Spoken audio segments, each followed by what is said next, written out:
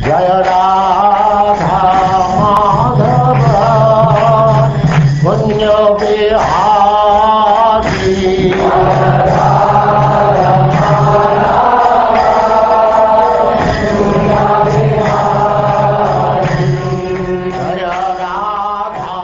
And now chapter 34, Nanda Maharaj saved and Sankhacuda slain.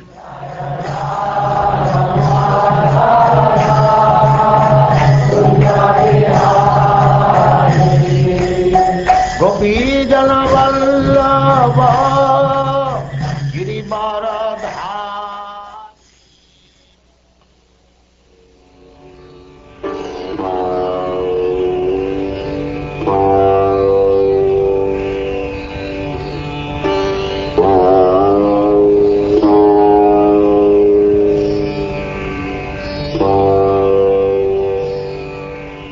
Shukdev Goswami said, one day the cowherd men, eager to take a trip to worship Lord Shiva, traveled by bullock carts to the Ambika forest. O king, after arriving there, they bathed in the Sarasvati and then devotedly worshipped with various paraphernalia the powerful Lord Pashupati and his consort, Goddess Ambika. The cowherd men gave the Brahmins gifts of cows, gold, clothing, and cooked grains mixed with honey.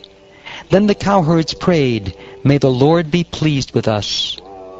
Nanda, Sunanda, and the other greatly fortunate cowherds spent that night on the bank of the Sarasvati, strictly observing their vows.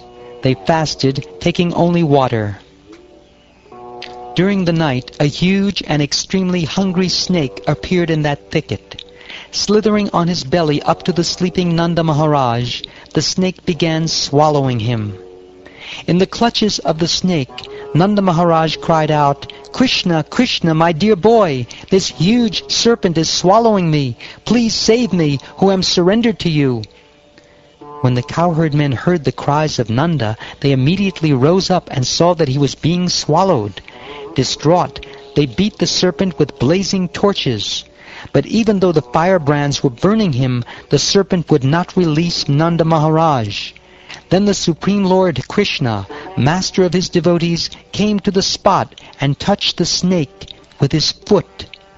The snake had all his sinful reactions destroyed by the touch of the Supreme Lord's divine foot, and thus he gave up his serpent body and appeared in the form of a worshipable Vidyadhara.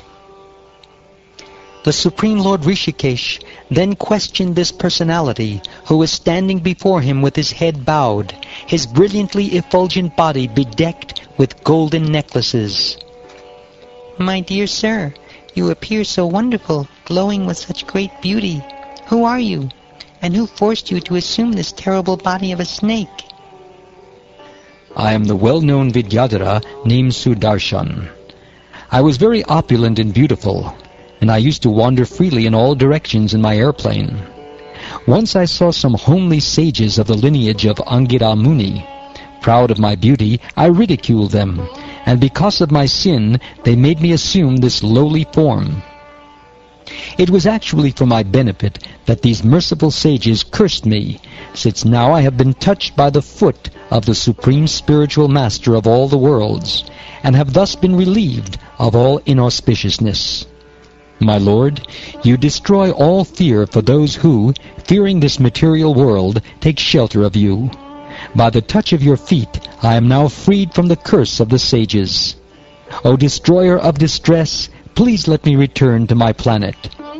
O Master of mystic power, O great personality, O Lord of the devotees, I surrender to you.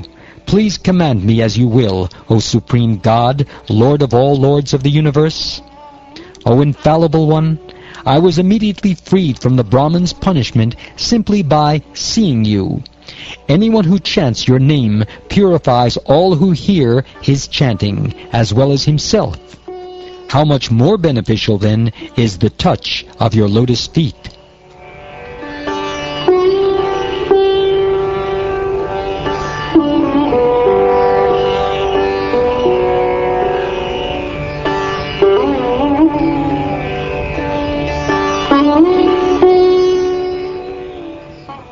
Thus, receiving the permission of Lord Krishna, the demigod Sudarshan circumambulated him, bowed down to offer him homage, and then returned to his heavenly planet. Nanda Maharaj was thus delivered from peril. The inhabitants of Vraja were astonished to see the mighty power of Sri Krishna.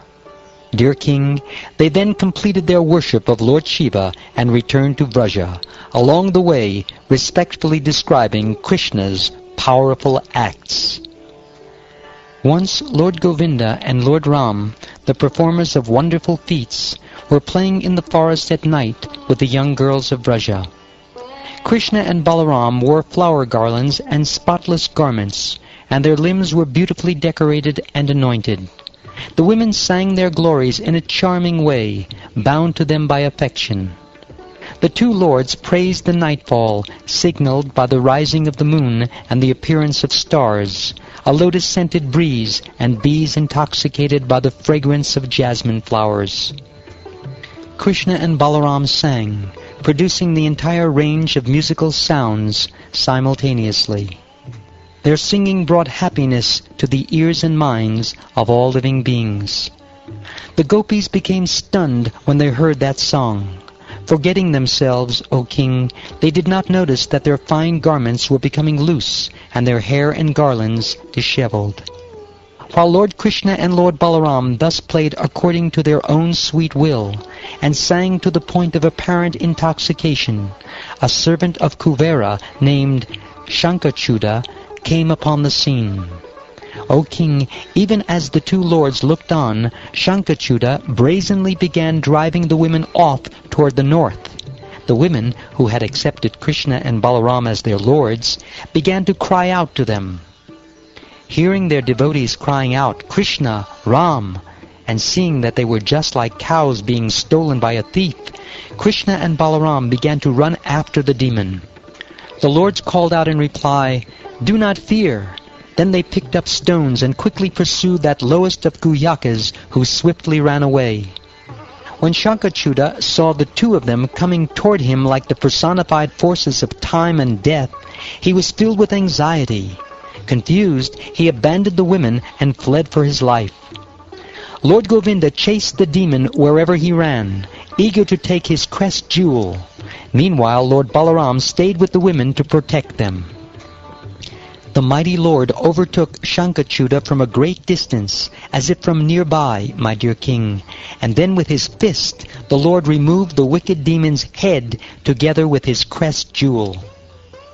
Having thus killed the demon Sankhacuda and taken away his shining jewel, Lord Krishna gave it to his elder brother with great satisfaction as the gopis watched.